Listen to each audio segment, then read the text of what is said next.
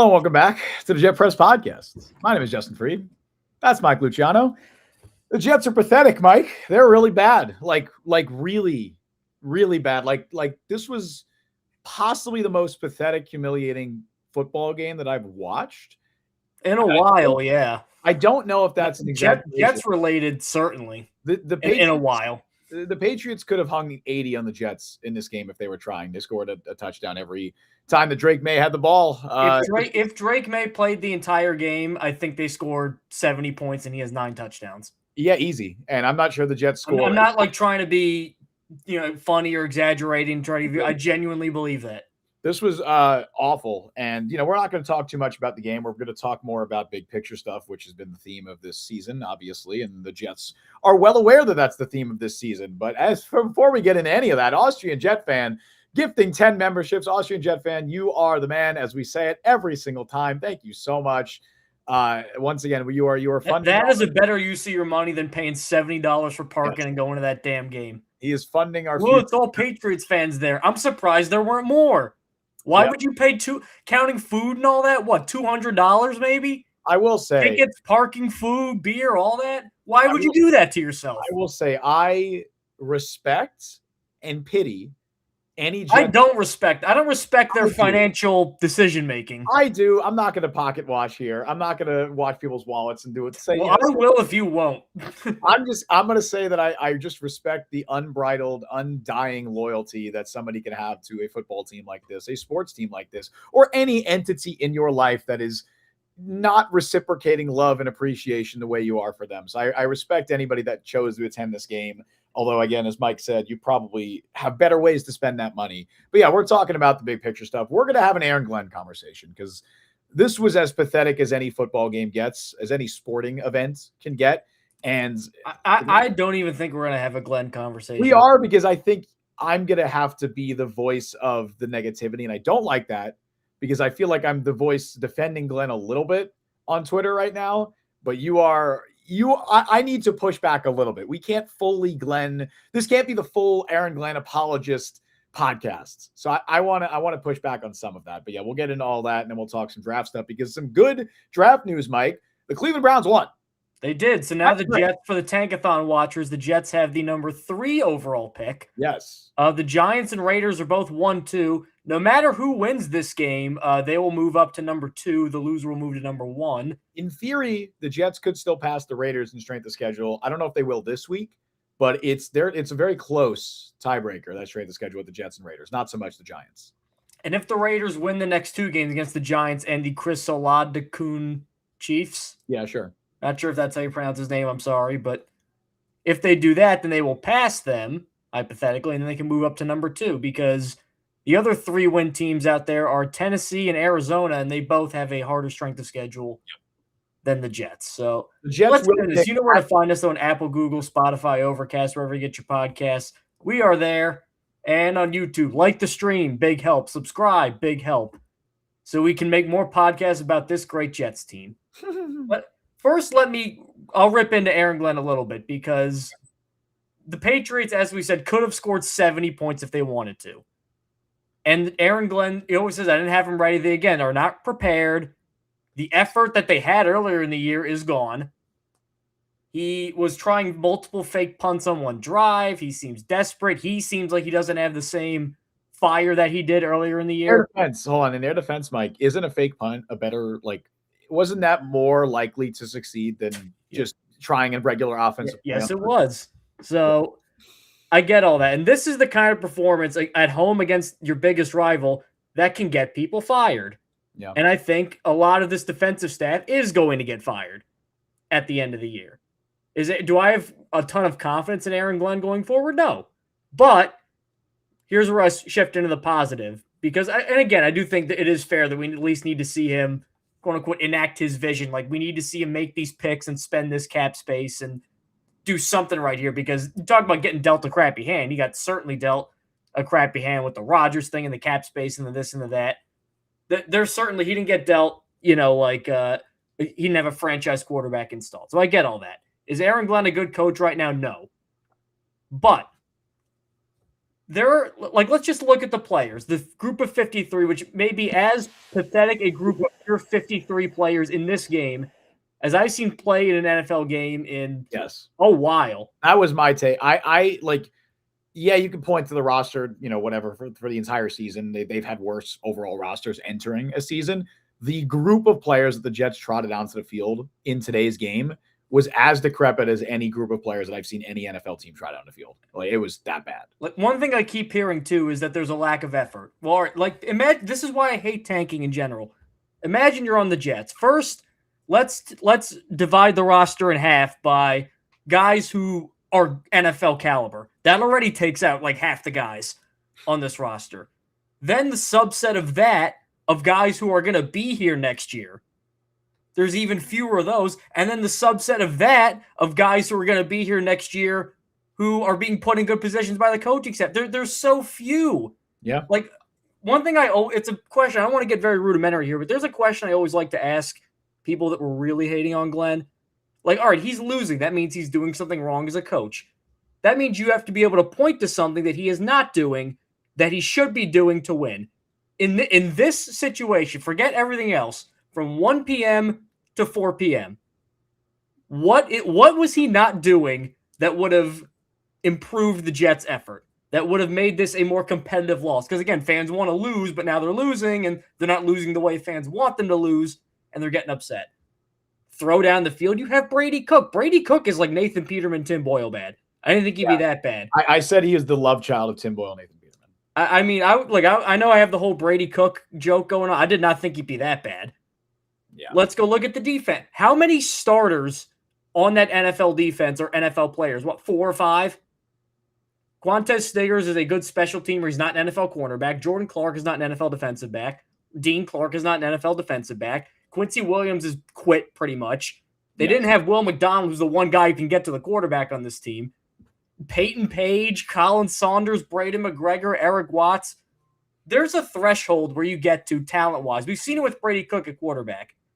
This team, this roster, is so bad that I don't care who you have coaching. If Mike Vrabel was coaching this team against a coach of his ilk for New England, is it much better than 42-10?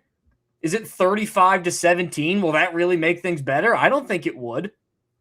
You don't like to see the lack of effort. You don't like to see losses like this.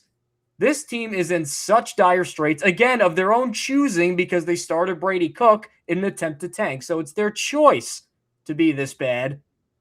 Obviously, it's not good. And obviously, they're looking to the future, man. But like, this is a damn near impossible situation for a coach. And again, Aaron Glenn, as we mentioned before, kind of damned if he does, damned if he doesn't. If the miracle of all miracles happened and they won this game, well, you ruined the tank. Where was this before? And then now he gets creamed like this. Well, now he looks terrible. They weren't going to lose this game 35-31. They were going to get boat raced no matter what. I'm sorry Jordan Clark isn't covering Stephon Diggs well and making plays against Drake May. If you expected that, that's a you problem. All right, I'll preface all of this by saying that I expect Eric Glenn to be back in 2026, barring a Jim Harbaugh or Mike Tomlin caliber coach becoming available, like, Gerard Mayo. And they want to go to the Jets, which wouldn't happen anyway. Right, and that's the other part, because you could point to the Gerard Mayo situation last year. A big part of that was Mike Vrabel wanted to coach the Patriots. That's why. And they had Drake May already. Aaron Glenn does not have that. Drake May. Yes, correct. So I expect Aaron Glenn to be back here next season.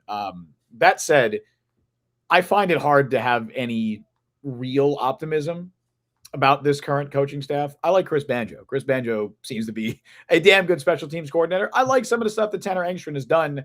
It's just been very difficult to evaluate him for half the season because the quarterback. That's 2 of the 3 coordinators, and he got rid of the one everybody didn't like. Again, I'm not sold on Engstrand being definitely good, but I think there's been signs of progress and signs of reasons for optimism given the personnel that he's had. But I'm not ready to just declare him definitely a hit. Banjo, feel confident saying that that's a hit right there. Special teams coordinator, the least important of the 3 coordinators, but happy a hit there. But outside of that, I look at what Aaron Glenn has done in totality this season, and I struggle to see where he has put the job of a coach is to put your team in a competitive advantage in some aspect, whether that's schematically, whether that's development, whether it's personnel, whatever. That's your job. I struggle to see where Aaron Glenn has done that in any capacity this season for the Jets. A lot of players that were on the roster, in fact, the vast majority of roster players that were on the roster last year have regressed and gotten worse, specifically on defense, which is Glenn's side of the ball. Now, you could point to certain things for that. You could point to a lot of them might not be great scheme fits. A lot of them might have been Robert Saleh guys, and they don't fit what Aaron Glenn's vision is for this defense. Sure, I buy that in some regards. I don't think Will McDonald is an Aaron Glenn type player. I don't think Jamie Sherwood is an Aaron Glenn type player. Quincy Williams. Sure, Quincy as well. But then I'd also point to, well, this regime, it wasn't Robert Saleh that paid Jamie Sherwood. It was Aaron Glenn who decided to pay Jamie Sherwood $15 million a year, a top 5 linebacker in the NFL by average annual value. It's this regime that decided to go into this year with Quincy Williams and Jamie Sherwood as your linebackers, and with Will McDonald and Jermaine Johnson as your defensive ends. Jermaine Johnson, another guy who has just gotten significantly worse. And yes, I know he's coming off the Achilles injury. I don't believe that all of this is because of that, unless he's just completely cooked and can't play football anymore, because he's bad. He's a major liability out there, as are a lot of the players that this regime inherited and a lot of the players that they brought in as well. And then, of course, you look at the offensive side of the ball. Yes, they haven't had a quarterback for a lot of the year. Whose fault is that? I'm not going to sit here and say that I didn't want Justin Fields, because that was my preferred bridge quarterback option for the Jets. But the Jets brought in Justin Fields. They gave him $30 million guaranteed because they believe that they can maximize the playmaking ability he showed in Chicago and the game manager ability, for lack of a better phrase, that he showed in Pittsburgh. They believe they could put that together. And at the very least, he was a high upside lottery ticket that the Jets could take a chance on. Fields ended up playing the worst football that he has ever played in his NFL career and was an unplayable quarterback for most of the season. This coaching staff, specifically Aaron Glenn, went into the summer preaching coaching. They said coaching matters, coaching this, coaching that. They're asked, why is Will McDonald, doing this and this, and he's looking more competent, whatever. I forget the conversation around McDonald, but it was some question he was asked about, why can Will McDonald do this with your staff but not the previous regime? He said coaching. I think this Jet staff, specifically Aaron Glenn, came in with a lot of bravado and unearned cockiness that this roster and the team that they inherited was, I don't even want to say further along, but that they could get more out of this team than they were able to. And I think they quickly realized that was not going to be the case. So I think a lot of the expectations that the Jets have failed to meet this season are on the shoulders of Aaron Glenn for setting those expectations possibly too high. But even then, the bar shouldn't be, I know they're tanking, the bar should not be losing by 20 plus points in 4 consecutive, likely going to be 5 consecutive. Let's be honest. They're probably not going to be competitive against Buffalo next week. The bar should be higher than losing by 20 plus points in 5 consecutive weeks to end the season. I'm aware that they're tanking. I'm aware that the roster that they threw out there, like I said, I think is the worst group of 53 players that I've seen the Jets throw out there. I think this is worse than the 2020 Jets. This is the team that they trotted out there this week. I just, more than half the guys out there are not NFL caliber players, legitimately. Like it's that bad. Jordan Clark and Eric Watts and Peyton Page. I mean, these are the guys you got to lean on here. Colin Saunders, and we can go on and on. The bar should still be higher than getting completely humiliated on your home field by, obviously a great Patriots team, but your division rival, your biggest rival. And last week, losing by 23 points to the Saints, a Saints team that, did they lose to Tennessee this week? I know it was damn near close that they almost lost to Tennessee. They beat them. Barely. A team 34-26, but Tyler Shuck had 333 yards and 2 touchdowns. Tennessee's a team that we said for most of the season was, the worst team in the NFL. I would struggle. I would implore anybody to find a team that is worse than this Jets team. Like that, even if the Jets play the Raiders tomorrow, I think the Raiders win by multiple scores. Well, like with Brady Cook, I don't think that's a question. Correct. I don't even think it's close. And with Tyrod, I think it's I think it's Tyrod. Like that's the overarching point I come back to. Like, I don't want to put this on one guy. Like, my thoughts on the Fields thing, where it was like I feel like everybody went and knew, and all right, if it works out, then it works out. We got a guy. If not, we're gonna go take our quarterback anyway. That seemed like that was generally the consensus of what happened on Fields, and then one of the two things happened. Unfortunately, it was the worst one, but I feel like everybody knew that would happen. Yeah. I don't want to put this on one guy necessarily in this game, because this entire roster is just so decrepit. But if you have a quarterback, I mean, they don't have a bad quarterback. They don't have, like, who's the 32nd or 34th quarterback in this league in terms, like, they don't have Carson Wentz or Shadur Sanders or Dylan Gabriel or Davis Mills. They have a guy that cannot make NFL throws, has beyond atrocious pocket presence. Yeah. doesn't have an arm, or like everything you want to see in NFL, he doesn't have. And that feeds down to everybody because the defense goes in knowing they have no chance to win with Brady Cook, which again puts them in an unfair situation to play a game that physical like football and know you're not going to win. That's a tough situation. The offense has no confidence that the play they're going to call is going to work out, not because of them, but because Brady Cook's going to mess it up. Like I remember I was watching this game, and I'm not particularly high on Aaron Glenn at this point. I want to see him with an actual offseason of bringing his guys in and using these picks. Like, and he's going to get that. Yeah, I think he's earned that, but I don't think he's earned it. But I think he has. I think there were.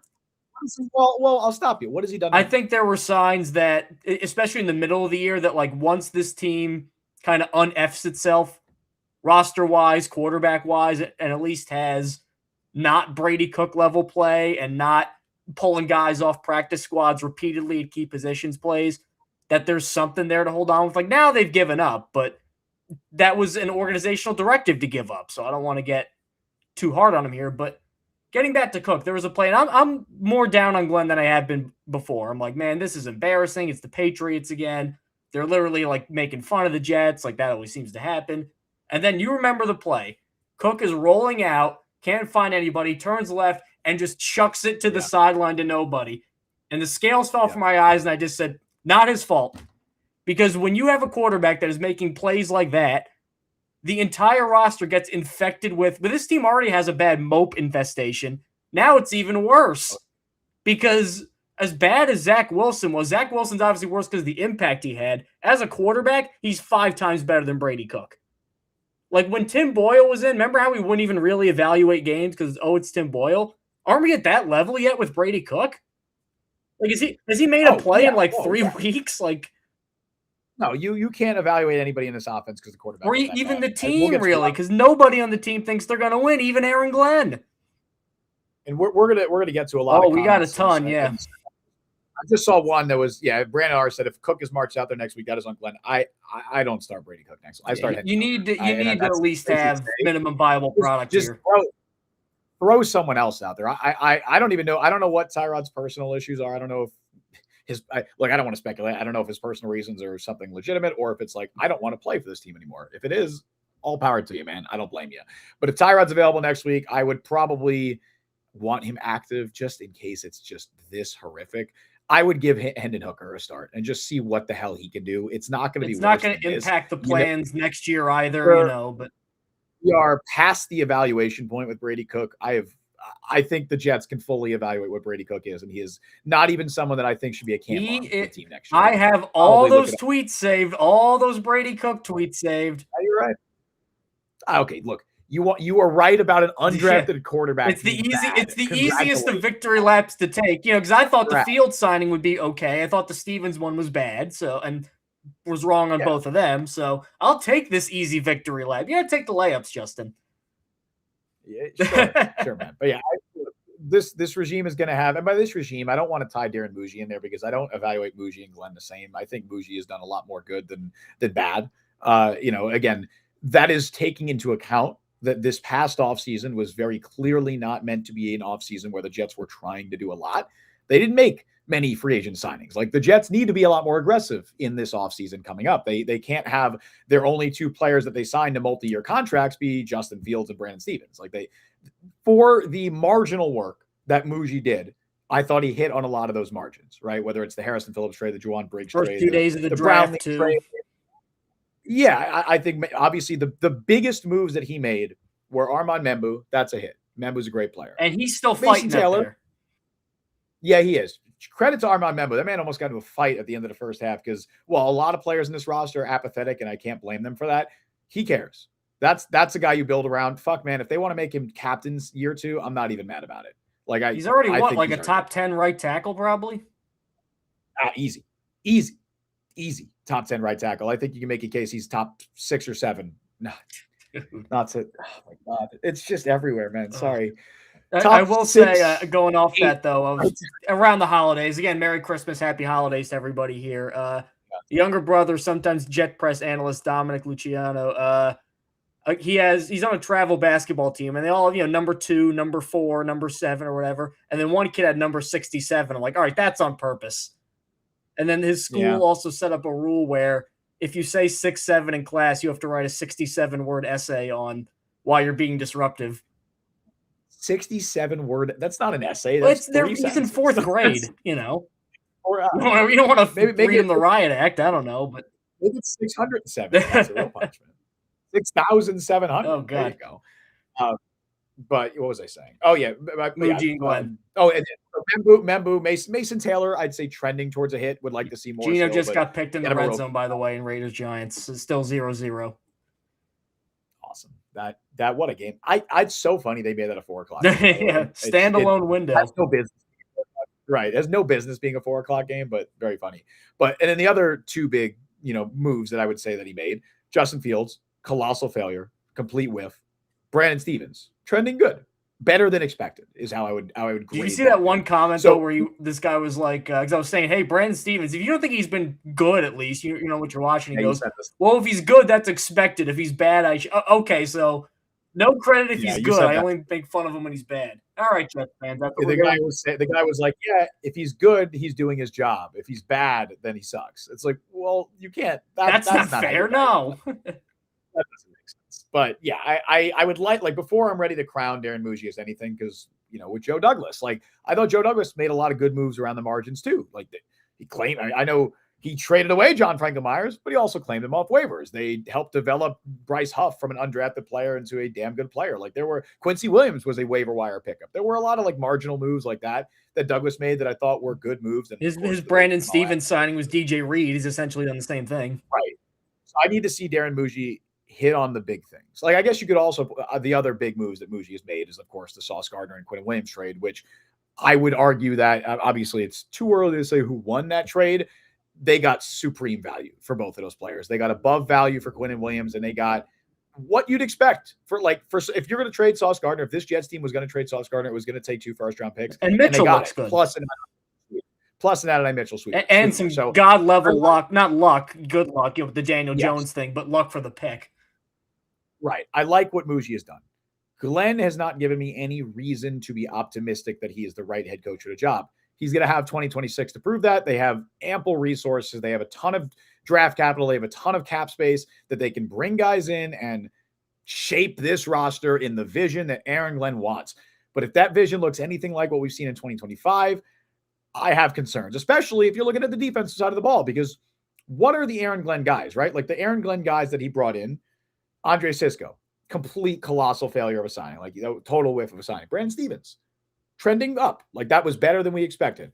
Azaria Thomas, complete question mark at this point. I thought there were some signs of encouragement. Unfortunately, the injuries, bad. My line with him has been more good than bad from him, is what I saw. I would say middle of the pack. I'd say enough good, enough bad to make me still question. Brownlee, same boat. I think both of those guys are could be competing for starting jobs next year. Wouldn't love it if they were guaranteed starting jobs. Same goes for Malachi Moore, who I think has shown some progress, is likely probably the best player on the defense today, for being honest. He might. Juwan Briggs, I also, has his moments. Harrison Phillips, I thought had some good stuff in run defense, but yeah, it's not good. But yeah, they're going to get 2026. You just need to see significant tangible improvement. And that starts obviously with a quarterback, but man, the defense just has to be so top 20 I'd be happy with. It just needs to be so much better than this, than the product that they're putting out there. I need to see signs of Aaron Glenn giving the Jets a competitive advantage in one area, whether that's him drafting and developing his own guys. Robert Saleh, on top of being, a very good schematic guy defensively, he knew how to develop defensive talent, right? I don't think no idea what to do with quarterbacks, and that killed him. But no, I don't think Robert Saleh was a good head coach. But you could at least point to examples of a competitive advantage the Jets had by employing him as their head coach. Right now, I don't think the Jets have any competitive advantage with Aaron Glenn as their head coach, and that's a concern for me. And there was a really good comment here from Brian earlier. We'll get to comments just probably right now, but there was a good comment where he said, "Where was Glenn it? It was is still something coming about back Glenn. next year." Here it is. No, it was this. He said the biggest reason for a head coach to keep his job should never be, quote, it's too small a sample size to consider. That's the best argument. I think right now that's the best argument for Glenn coming back in 2026. It's too small of a sample size. Well, and that's is there an argument? Isn't like specifically today we have who the hell would win, but like just this game, just the whole season, not just this game, the whole season in totality. I don't think Glenn has done anything to. The argument, I guess, then is how much of it is who would really win with this level of, especially quarterback play. I don't think the roster to begin the year was the worst roster in the NFL. I think now it is because they're clearly tanking and guys are hurt, and Right now, I'm not talking about right now though. I'm talking about in totality for the season. They've won 3 games this year, and all 3 of those games were largely because of special teams. Their offense and defense combined is horrible. It's been horrible for the entire season. Glenn's handpicked quarterback was a complete failure, and the defense, his supposed side of the ball, he's already. Is that a Glenn or a Fields thing? A Muji thing, Fields. If it's all, well, it's Muji as well. Muji absolutely shares blame. That's before we get to the comments. That's one thing I want to try to like stop myself with is, again, it seems like the Jets fan base still mostly likes Muji and doesn't like Glenn, which I find weird because I do think they're in lockstep with a lot of the personnel moves. And I do want to, I want to like possibly in case it happens, just I want to get away from like, oh, if it's a good move, that was Darren Muji. If it was a bad move, it's Aaron Glenn's guy. No, I just broke down Muji's big moves, and I gave each of them a grade. Yeah, I'm sure Aaron Glenn was consulted on these things. Well, Aaron Glenn has a lot of say in personnel. I would say Aaron Glenn has more say in personnel decisions than a lot of head coaches in the NFL. This is Aaron Glenn's team. Darren Muji is not making a Justin Fields signing without Aaron Glenn not only just signing off on it, but that feels like a conversation that is being had between both of them. And I wouldn't be shocked if it was Glenn that pushed for that more than Muji. And that goes for guys.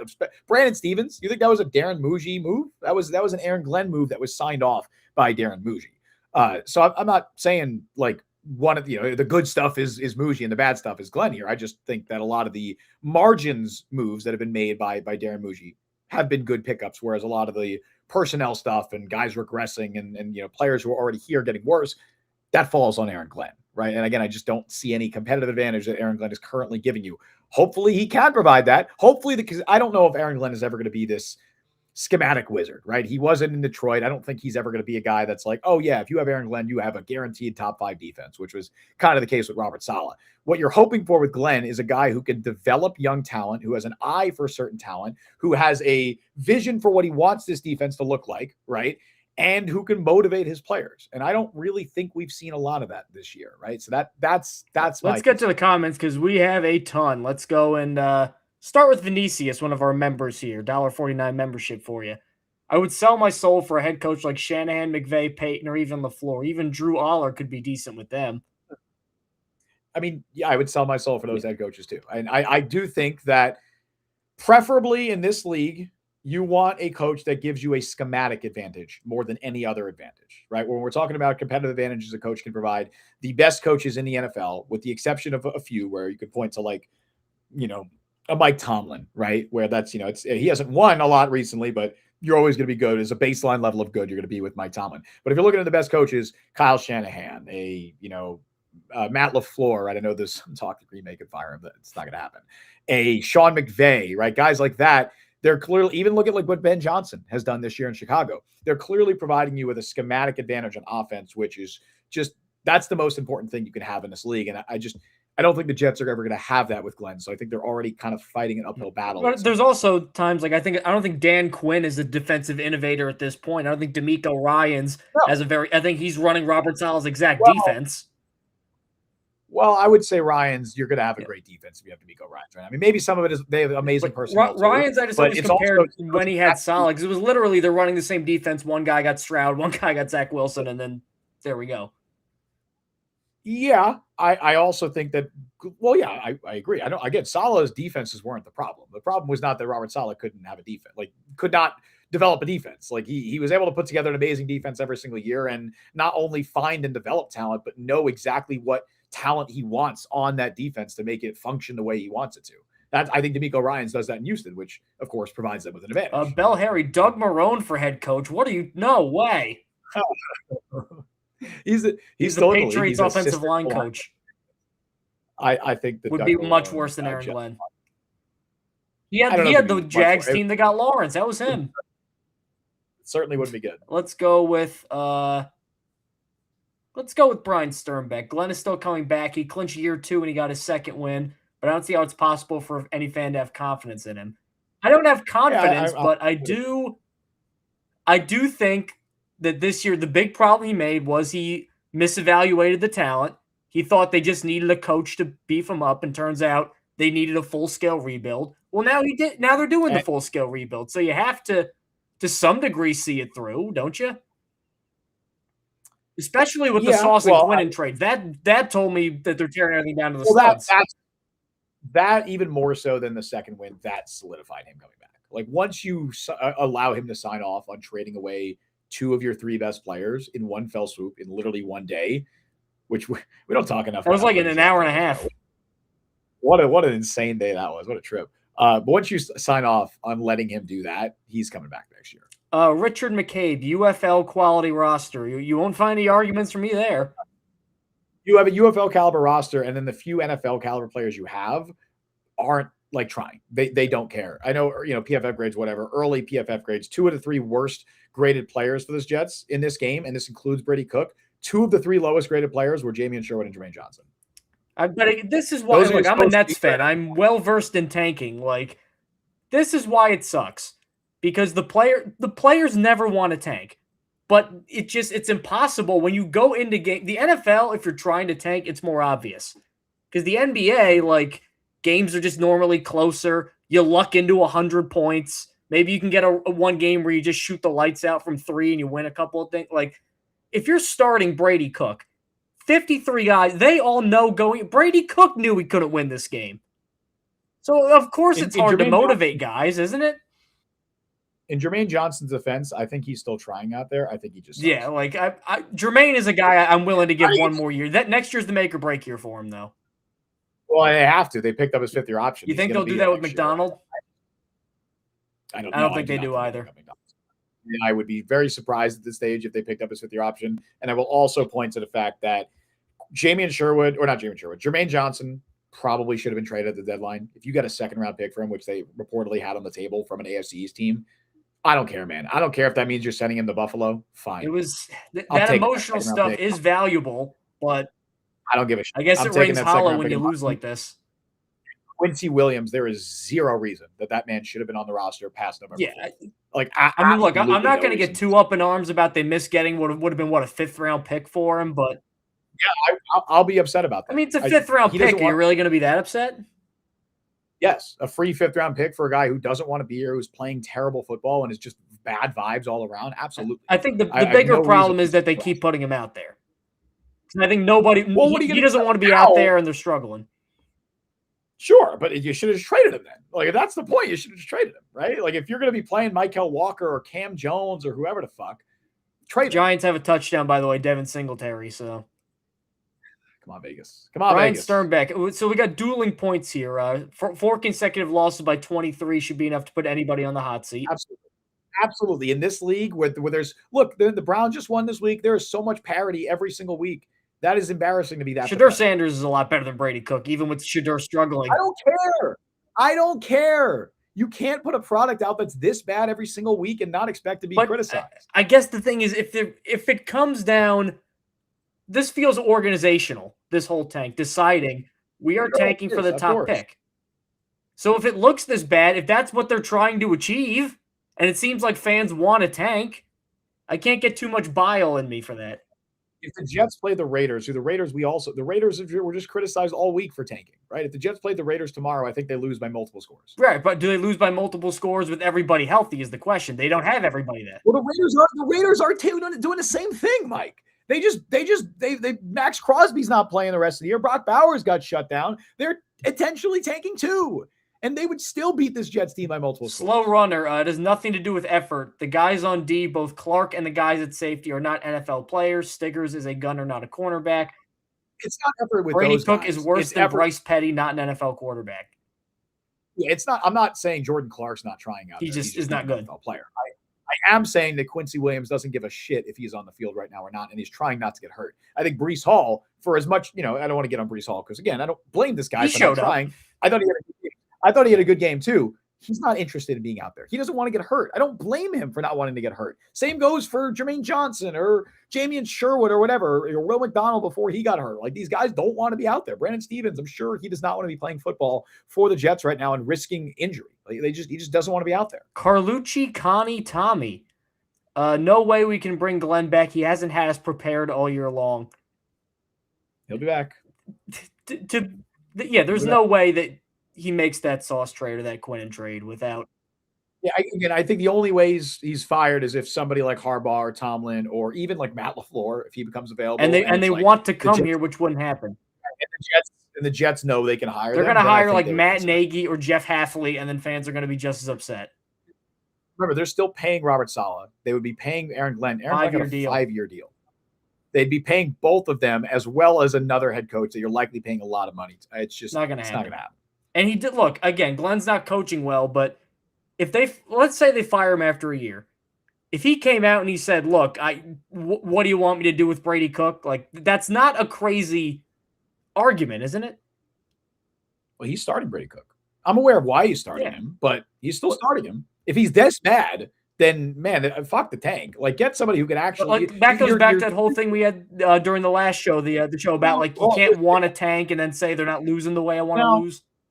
The thing is, you're preaching evaluation. You can't evaluate anything with quarterback play this bad. So get somebody out there you can evaluate with. I promise you, I don't think the Jets win with Tyrod Taylor. The defense. I don't think they do. This game, especially not. No shot. Slow runner Engstrand. He means Engstrand. Can't win with Fields or Cook. No one can win with guys of that caliber. Yeah, well, again, I'm not. Like I said, I think there's been signs of encouragement from Tanner Engstrand this year. It's just super hard to evaluate him because the quarterback play has been that bad and because the personnel groupings are really bad. I would like to see him with an actual quarterback. I am cautiously optimistic would be my wording for him, but I don't want to like crown him or anything like that. I definitely don't think he's done anything to deserve Richard that. McCabe, what culture is he building? No growth. Well, he won some games and looked better in the middle of the year, and he didn't like that either because they were ruining the tank.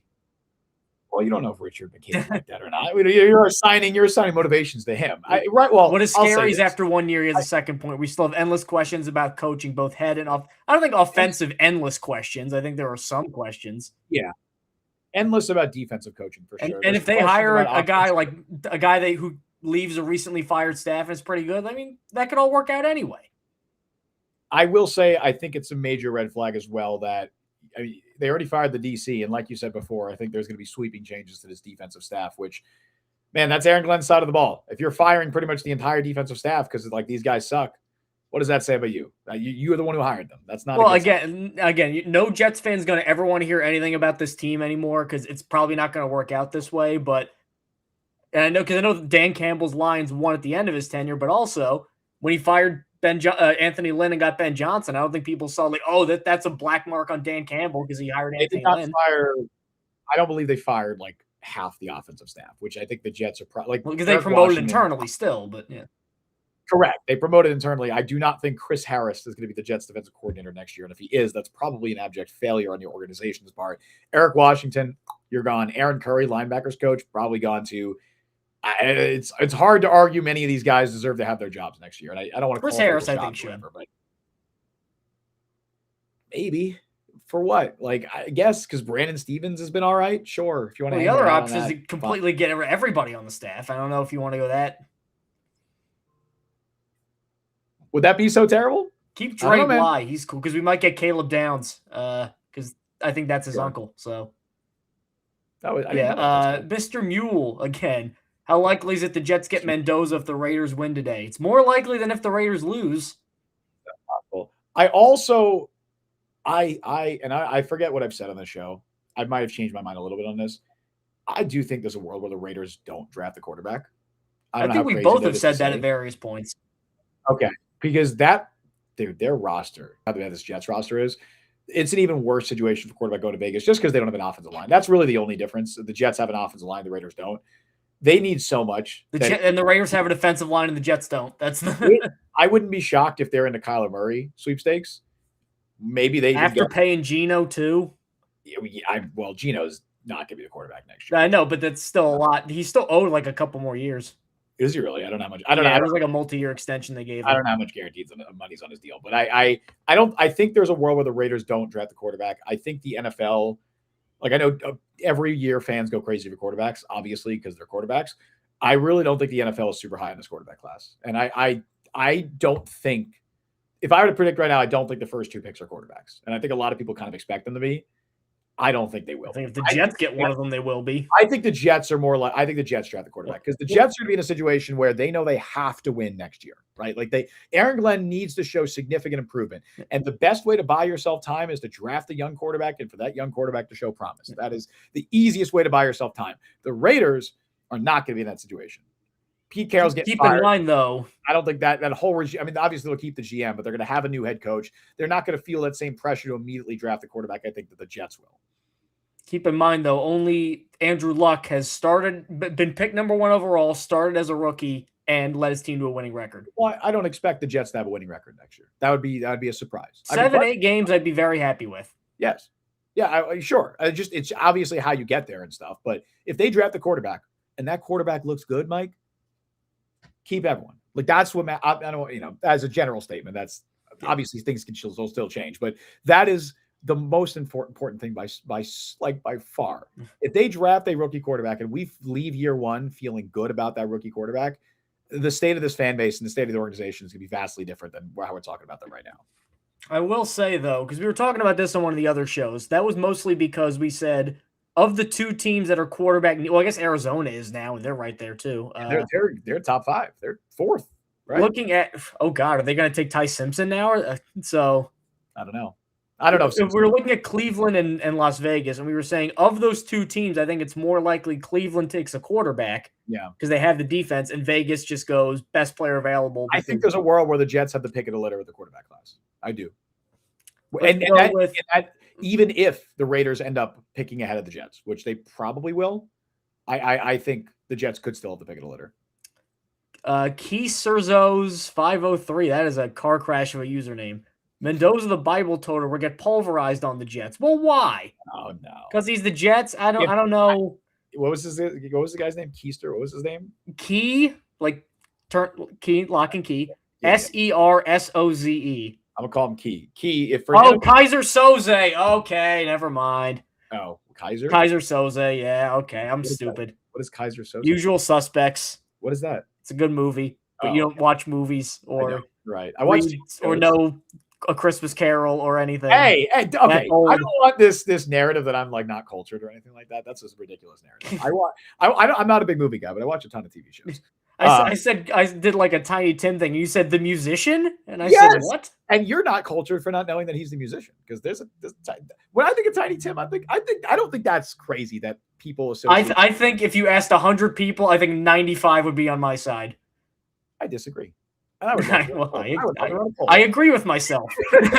Well, I disagree with you.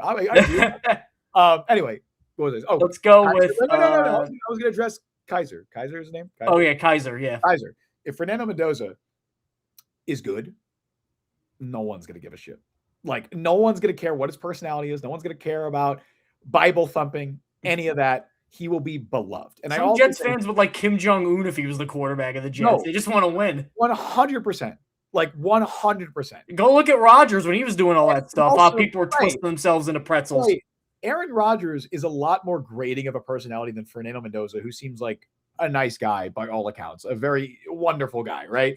If Mendoza is good, I mean, Jets fans were ready to bow down for Aaron Rodgers. Hell, they still are, right? They still are. There's a lot. He just got lost to Shadur Sanders. In the defense of that, contrary to that, though, I would say that those fans are bowing down for Rodgers, maybe not because of his performance and because of other stuff, but I think they will. I think the Jets fans will gracefully accept Fernando Mendoza if he is a good quarterback. So Eagles are up on the Bills. Giants have it. It's 7-3 Giants, but they have the ball at the Raiders' 12-yard line. So, what is the point? Oh God, Kaiser Soze. Oh my God. I'm not gonna say that one on the air. Raphael. 1, 2, 3 ABC. That's how easy love can be. Is Glenn the next Gerard Mayo? Again, that's the thing. Gerard Mayo he had Drake May. Like, that's a different situation. Aaron Glenn, if Aaron Glenn like if we fast forward it to 2026, if he had Fernando Mendoza and this was happening, then yeah, but he doesn't. That was why Vrabel got in so quick because he wanted to come here, number one, and B, like they had their guy, they needed a guy to get the most out, and the Jets don't have their guy yet. That's the problem. Yeah, the last thing I want to be known as an Aaron Glenn apologist, and I feel like I made that clear today. The big difference between when you're pointing to, oh wow, look how much success the Bears have had this year, and the Patriots have had with their first year head coaches. Well, they have Drake May and Caleb Williams, right? Like that, and then the Jaguars, Liam Cohen. Well, they have Trevor Lawrence. That helps too. Not to say that Glenn has done nearly as good of a job as they have, but it helps when you're starting with a baseline of, oh, you have a good quarterback, as opposed to the Jets who don't. So let's go now to, how about another one more interception? Yeah. One more game with no interceptions. Giants scored another touchdown, apparently. Oh, yeah, they did. Now let's go to Vegas. They suck, bro. Mike White is a better quarterback than Brady Cook. Max Brosmer is better. Both of them. Yes. Raphael, Muji can stay, Glenn can leave. See, again, like I don't think, maybe this is just me philosophically. There have to be so few situations where I can imagine firing the coach and not the GM or the other way around. And if I could run a team, I think they're locked in no matter what, both of them. And I can't get over the fans who were like Aaron Glenn, especially relating to personnel, clueless, but Darren Muji's great. I feel like a lot of these decisions are Muji Glenn banging their heads together. Look, I would point to something like an Armand Membu thing. It's like, okay, what has Glenn done to help Armand Membu, right, as a player? How has he helped develop Armand Membu? That's, I think, a general manager decision, and you could maybe point to like Steve Hyden, right, as someone who's helped his development. But no, you're saying that are you saying that you are equally as optimistic / pessimistic, whatever? Like you hold them in the same regard right now, Aaron Glenn and Darren Muji? No, but I don't like. This really started during the end of Saleh, and we defended Saleh, I think, more than a lot of other Jets content creators. Mm. But remember, every time they'd have a good game, and it would be Jeff Ulbrich, and then they'd stink and it'd be Saleh. I'm like, well, That's different. That's coach. That's coach and coach. It is, but I just think, especially because when they made the Sauce and Quinnen trade, that was a big philosophical sea change. Mm-hmm. And that was definitely Aaron Glenn and Darren Muji together. There's no way Aaron Glenn Muji would do that without Aaron Glenn's approval. Imagine if you want to keep him and that happens. Are you kidding me? Yeah, It'd be a freak out. So that move defined the rest of the year. So because of that, just to me, it looks like, man, they are really close on a lot of these big organizational philosophical decisions. Like if I'm keeping a fictional scorecard in my head for Aaron Glenn and Darren Muji this season, if I'm looking at like something like the Brandon Stevens signing, that's a plus for both of them for me. I don't look at that one way or another. I think that's clearly a decision that Aaron Glenn had heavy influence in and Darren Muji signed off on. If I'm looking at something like the Armand Membu pick, Muji, yes, that's a check for Matt Muji. Not really a check for Glenn. I don't think Glenn has a lot to say there. If I'm looking at the Juwan Briggs and Harrison Phillips trades, that's a check for Muji. Not so much for Glenn. Yeah, you could be like, they're playing well under Glenn, but I look at that more as, oh, that was a general manager scouring the market for talent and finding value on the margins. That's more general manager. That's front office. That's not really the coach. Yeah, I'm sure Aaron Glenn helped play a role in bringing those guys here. I'm sure they watched film of them and they said, okay, these guys can fit into our defense here and here. And I'm sure even Steve Wilkes should get credit for that too, right? But that's ultimately on the front office for making moves like that and the Jarvis Brownlee trade and moves like that. So that's where I would say, okay, Darren Muji's probably done a better job than Aaron Glenn. Darren Muji has done a better job of providing advantage to the Jets than Aaron Glenn has, would be my take. Slow runner. We need 8 to 10 new guys on D. We won't be able to draft a quarterback in this draft. Not necessarily. Yeah, those two aren't necessarily. Especially if you spend a lot in free agency. Quarterback's the most important thing. Especially at the top of the draft, you can find safeties and linebackers in free agency. You can find competent enough edge rushers in free agency. There's a couple of guys we've talked about in the past that I think they absolutely can target in the offseason. You are going to draft for defense as well in the draft. Like you're going to target that side of the ball too. You're going to get a pass rusher. I think you may get another linebacker in like the second round. Yeah, definitely going to improve your defensive line in multiple ways, whether that's adding another interior guy, a couple of edge rushers, whatever. You can still do both. Like I understand the argument of, oh, the Jets have so much, they need help with. They can't get a quarterback. They have to get a quarterback this offseason. If they get no quarterback, they're going to be terrible again, and Glenn's going to be fired. And then he's going to say, well, I never got a quarterback, and that's why I got fired. I feel fairly confident at this point. I know we've had discourse a lot about what is there a world where the Jets wait until 2027? Is there a world where they go after Kyler Aaron Murray? Glenn can't wait. Especially after that Kyler Murray loss, and especially the way that these last few weeks have gone, I feel very, like, I would say 80% chance the Jets draft the quarterback in April, maybe even a little bit higher than that. Brian Sternbeck, this is going to be a very unattractive DC opening. A head coach on the hot seat and next to no defensive talent. That is true. I'll be curious to see where the Jets go with that. I'll be curious to see what other DC openings there are around the NFL, because of course that always plays a factor as well. Yeah, I will. That'll be a conversation we can have in a couple of weeks about what DCs the Jets could possibly bring in. When we see what other openings are out there and who's available. Like, is Kevin Stefanski going to get fired? Well, if he is, then maybe Jim Schwartz is available. Again, not that the Jets would be the best opportunity for Schwartz. He probably would not do that, but just an option. Brian Sternbeck again. I don't think it's true anymore for a promising rookie to save a head coach on the hot seat. Mayfield, Darnold, Herbert, and Dart, and many others had promising rookie years and new head coaches.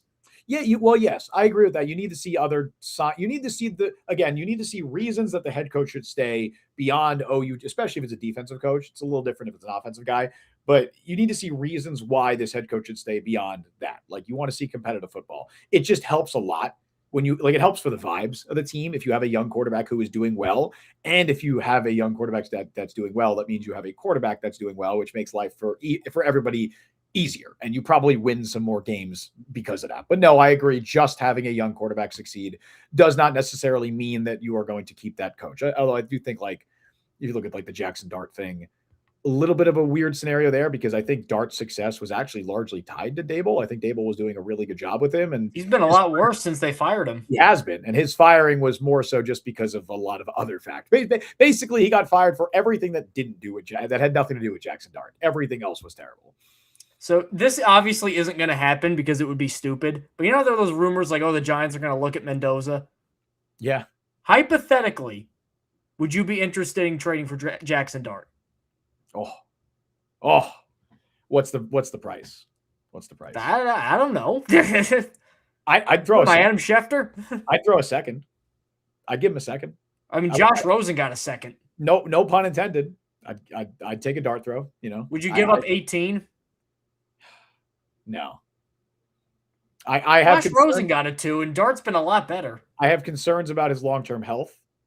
And you're already obviously have one fewer year of rookie contract control.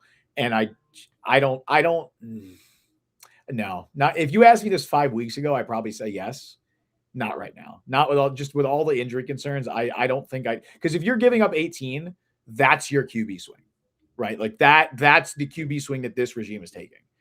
I'm surprised at the Dart negativity. He's got 20 touchdowns as a rookie.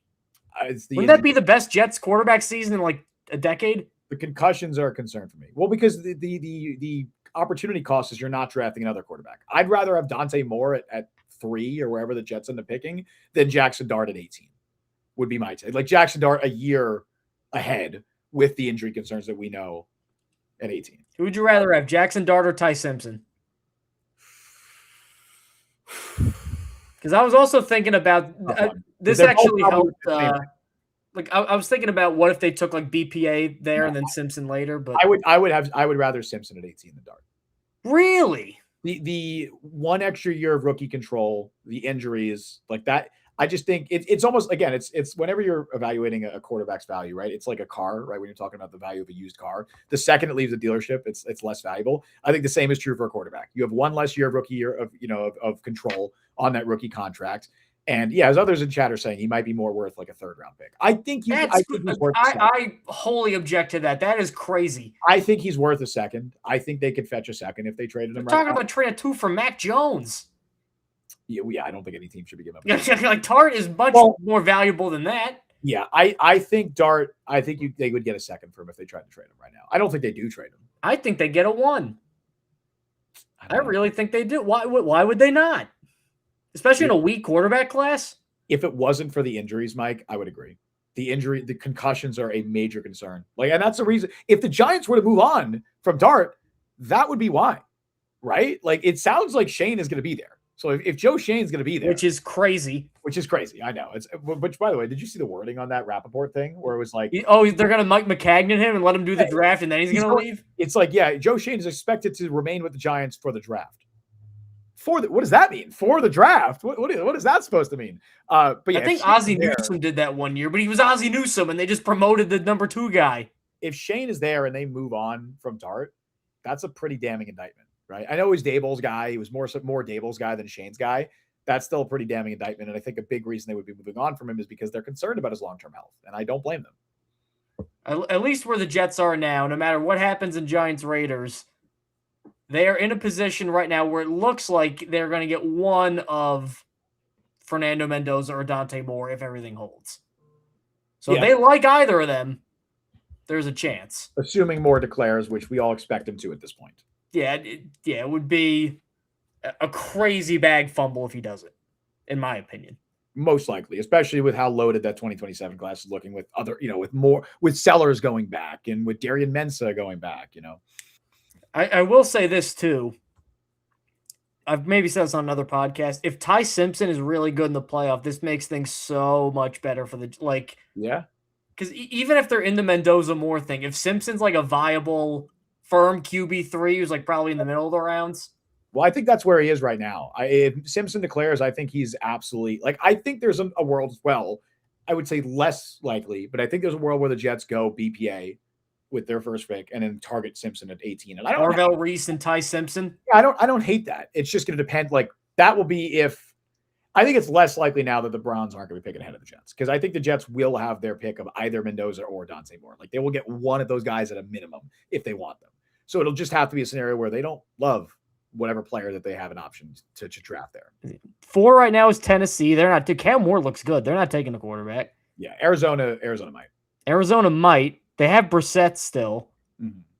What if they don't go quarterback? What? I guess defense. They probably just need maybe a tackle. What offensive tackle are you taking at 4? Spencer Fano at 4 is crazy. Well, 5, but yeah, or 5. Even still, I don't know. And then the Browns at 6, Washington 7. They have Paris Williams. What's the other? Paris Johnson. Or Paris Johnson. Sorry, man. Who the hell is Paris Williams? Paris Johnson, and then who's their other tackle? That would be. Oh wow. Well, Kelvin Beachum. Beachum was a backup to start the year. No, I didn't think. Yeah, but there's been a bunch of everybody's all beat up. Okay, because he was definitely and they're doing some tanking, stuff. He was not starting to start the year for them. I don't know who their other tackle. Will Hernandez hurt. Jonah Williams. They have Jonah Williams. I mean, Jonah Williams is probably still there next year. Yeah, but he gets hurt all the time. That's his thing. I think they'd go defense. That defense sucks. That Arizona defense. The defense was good earlier in the year. I think they just kind of quit on everybody. It's bad now. Like I was saying, they should have hired Nick Rawls to replace Wilkes. That was one of my guys. Nick Rawls, yeah. Because he's related to that wrestler. I know. I didn't want to say the fact again. I'd already said it before. When you said that, I was like, oh. But I didn't want to say it. Brian Sternbeck, I hope the Giants do what they've done several times this year and blow this double-digit lead and get the number 1 pick, and Shane stays. From your keyboard to reality, I hope that is exactly what happens. The Jets may not even have to trade up if they want the quarterback. Doesn't matter what the Giants do, right? If they're in the top 3, I feel but obviously, ideally, you'd like to have whichever one you want. Like, if the Jets and Raiders both have Mendoza as their QB1, you'd like to have a chance to draft Mendoza over the Raiders, obviously. Right. I just don't think Moore, the gap is that big. Like Simpson and Moore, there's a gap. I think a mistake the Jets that's how we view it. The Jets could do it differently. I think a mistake the Jets that I don't want them to make this draft is feeling forced to take a quarterback, like feeling so pressured to take a quarterback that even if they don't love Dante Moore, they take him. Or even if they don't love Fernando Mendoza. Didn't you just say they have to take a quarterback, though? Well, I expect them to. I'm just saying I don't want them to feel like I unfortunately feel like they might feel like they're forced to do that. But the last thing you should do if you're an NFL team is draft a quarterback that you don't believe is the guy. That is the quickest way to being fired, right? To ruining your regime, right? To ruining your chance. Because most regimes only get one swing at a quarterback. Joe Douglas got 2, and he whiffed on both. Zach Wilson and Aaron Rodgers. Most regimes only get 1. So whatever quarterback, if the Jets do draft the quarterback this year, whatever quarterback they draft, that's their swing. That's their one. You can argue that missing on Zach Wilson might get Aaron Glenn fired.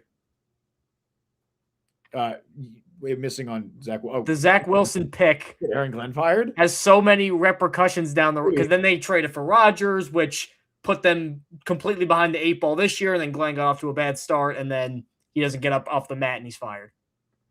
So that's what 5 years or 6 years of Jets football all ruined by one pick. Play the ripple effects game with so many decisions that the Jets have made. It's like that domino meme where there's like 10 other increasing sized giant dominoes. It goes all the way back to like Kenbrell Tompkins dropping that pass. It's like this has somehow led us to Brady Cook playing quarterback right now. Frank Gore's touchdown leads to Brady Cook starting NFL games. Go further back. It's like Mo Lewis doing this, tackling Drew Bledsoe has somehow led to Brady Cook playing quarterback for the Jets. I feel like the Will Trevor Lawrence isn't that good to tank for anyway. Crowd is they're a little quiet now. He's good. Trevor Lawrence is good. He may not ever live up to being the number 1 overall pick and the generational tag that was placed on him, but he's a good NFL quarterback. And the Jets, meanwhile, don't even have an NFL quarterback right now. They have Brady Cook. So do you know the situation with the with the Bills here? Like, so they're going to be playing for seeding next week, right? Right now they're losing to the Eagles 7-0. Right. But they're either way, aren't they playing for seeding next week? Or am I wrong about that? Let's see. So let's just say the Bills win, hypothetically. Right. If the Patriots lose, there's a lot of combo right now in chat about Buffalo resting their starters next week. And the Bills win. I'll say this really if the Patriots lose next week and the Bills win out, they win the division. If the Patriots say again? If the Patriots lose next week against the Dolphins, which isn't happening. So if the Bills win this week, they still have a chance to win a division, is what you're telling me. Yes. If they lose this week, then they're not. Okay. But then they're 11-5. The Chargers are 11-5, and the Texans are 11-5. So it depends on how much they care about seeding. I know Allen's dealing with a foot. If they lose to the Eagles, they drop to the 7 seed. I don't want to do that. You don't want that. And so then let's see. The Texans play the Colts. They're going to win. The Chargers play at the Broncos. They might lose that. Who's the 2 seed right now? Denver? Patriots. Oh, it's the Patriots. Yeah, I don't think Buffalo wants to play New England round 1. So then they play at Jacksonville. Especially, so are they going to have they're not going to have a chance. Are they going to have a chance in the top wild card if they lose this week? If they lose, no. Okay, so we want them to win. Although, wait a minute. Let me see. If they lose, are the Chargers the top wild card team? We're figuring. And if they lose this week, and the Colts beat the Texans, and the Broncos beat the Chargers, and they beat the Jets, then they'll have 5. But that's a lot. You need old man Philip Rivers beat the Texans. Yeah, I don't know if that's going to happen. I don't even think Rivers starts. I think they start Riley Leonard now that they're out. Did you see that they had to try a Hail Mary at the end of the game, and they took Rivers out and brought Riley Leonard in? Put Leonard in, yep. I did see that. Hey, old man Rivers almost won, so. He did. Well, I think that might be it, though. I think they start Leonard next week. They're out of it, unless they want Rivers to chase Roethlisberger's passing yards. If you take the one Rodgers year out of it, as bad as it was like an okay year quarterbacking wise. Would current Philip Rivers, if he maintained this for a full season, it'd be like the best Jets quarterback in 6 or 7 years? Listen, man, we're not talking about how Philip Rivers could be an option for the Jets next year at quarterback. We're not talking about it. Why aren't we talking about it? If you excluding Rodgers since 2020, this version of Philip Rivers would be the best Jets quarterback. Yeah. This is actually, by the way, great point from Brian. I know we're talking about the Bills resting their starters, whatever. You would, for that reason, want Buffalo to win. The strength of schedule boost, that is significant if the Jets or if the Bills lose to the Eagles. Because remember, the Eagles play the Giants twice, and they also play the Raiders. The Jets play the Bills twice. So the Eagles winning is actually kind of what Jets fans should be rooting for here. I know you want, but look, I'll say this. Mitch Trubisky's beating the Jets next week. Maybe his age is poorly, whatever. Maybe he melts down and throws 5 picks. And you think Brady Cook has a Matt Flynn game? Right. I don't know. But I would remember when Geno had a perfect passer rating week 17 one time? Of course. That's the famous Geno game. I would be surprised if this Jets team is competitive next week against Buffalo. I think Buffalo could throw out their backups. It's at Buffalo too. Right. And they will run up on this Jets defense, no matter who's playing. Ty Johnson's going for 150 yards next week if they rest their starters. I'm telling you right now. Tyrell Shavers is going to go crazy. Tyrell Shavers is going nuts. What's the Jackson? We don't have Elijah Moore anymore. Jackson Hawes is catching 2 touchdowns. Who are some backups on that defense? I don't even know. Who's a backup of that? Jordan Poyer is playing for some reason, and he's getting 3 picks. Yeah, 14-3 Giants, and they have the ball at the Raiders 25. Okay, it's over, dude. Giants are winning that. Okay. Well played, Raiders. You're getting Mendoza. Hope you're happy. Maybe the Jets don't lose to the Raiders by 2 scores. Maybe they make it at least a little competitive. I don't know. That's really bad. And then I don't know. You probably go up from 3 to 2 for more. Maybe. Depends. It depends. All of this is going to depend on the evaluations the Jets have of these quarterbacks, which we're not going to know about that until a couple of months from now. If they have like consecutive 7-game losing streaks in a season and then don't get a quarterback, that would kill me. Well, they'll get someone. They can't Malik Willis. They can't go to net. I don't want to have the Malik Willis conversation right You're going to have to. At some point, we might have that. I don't want. Why you don't? You just system guy. I just don't. It's Matt Flynn. Like, I don't know. Maybe he's Matt Flynn. Maybe he's good. I don't know. I'd rather just draft the young guy, like, rather than paying somebody pretty good money off of 6 NFL starts. Who'd you rather, Malik Willis or Kyler? Kyler, probably. Malik Willis or Tua? Malik would be more Malik Willis, but Malik Willis would be more fun than Kyler. But I know at least the Jets are probably getting a top 20 quarterback with Kyler, probably, most likely. Malik Willis, I don't know. And if that's your big swing, holy shit, you better be right. Like, that would be my take about Malik Willis. It better be 2009. Every other position is stacked. Yeah, and then Malik Willis game managers. That's what this better be. I don't trust this coaching staff to maximize Malik Willis at all right now. I really don't. Well, because they're not getting the most out of Brady Cook, who he may not even make the UFL. They're not getting the most out of the entire roster because they didn't get the most out of Justin Fields. There's a lot of reasons why. So Cook has. I can't believe these numbers I'm seeing from Cook, which is funny because in college he was like never turned the ball over. That was his thing. He had 2 interceptions his last year. Well, he's 7 now. Yeah, plus 3. Will Levis will be the Jets quarterback next year. Oh dear. Please no. Again, Will Levis is better than all the guys they have on the roster now. I low-key think there might still be something there with Will Levis. Like, a couple of young guys that if I was not the Jets, I would be a little intrigued by. Will Levis. I'd be a little intrigued by Spencer Rattler in New Orleans. I think he's an NFL quarterback. I don't know how good he can be, but I think I'd be intrigued by him. Willis is going to get all the hype now especially because of that last start. But J-Mark, the only one I bring in for next year would be Kyler, so probably just draft a quarterback. Yeah.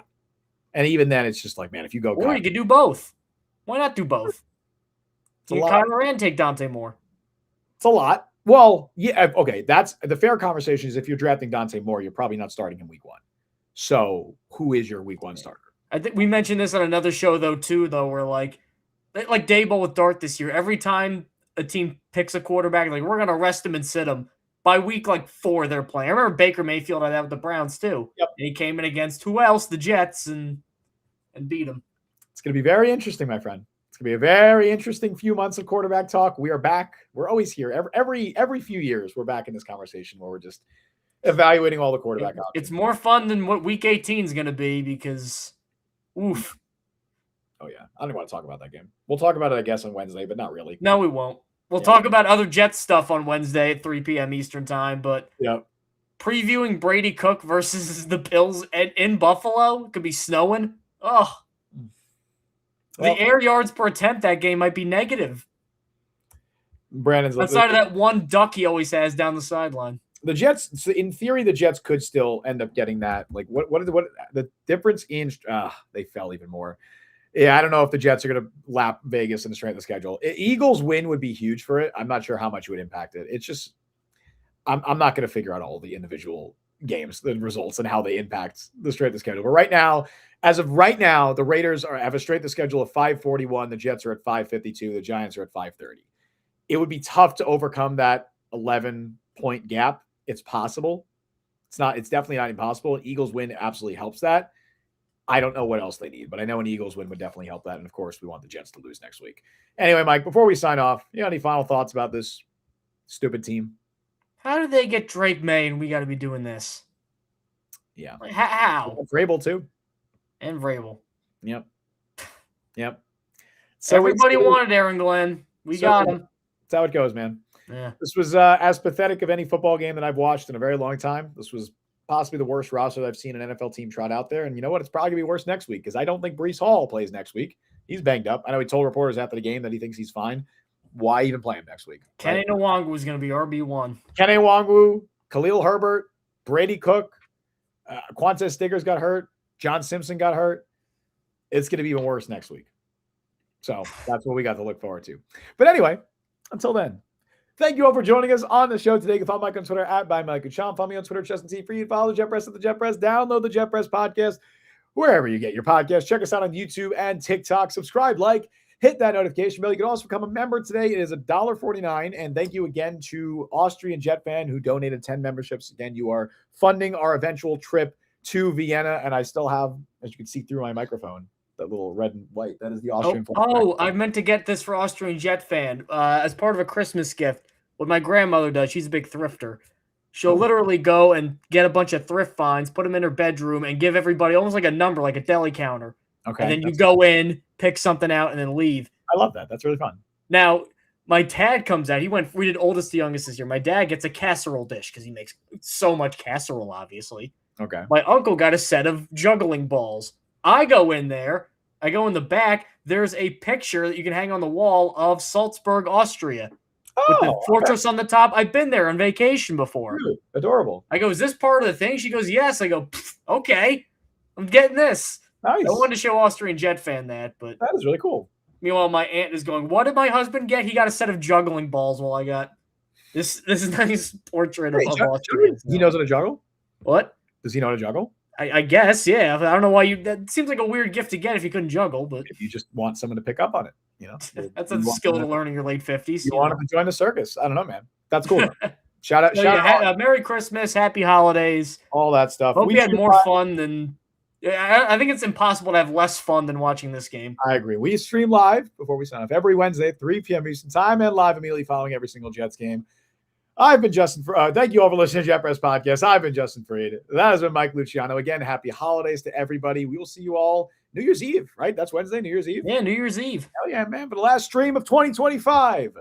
Looking forward to it. Why are you so excited? What are you smiling about? I don't know, man. I thought Salzburg thing was a nice story. That got me going. I like that. See you Wednesday.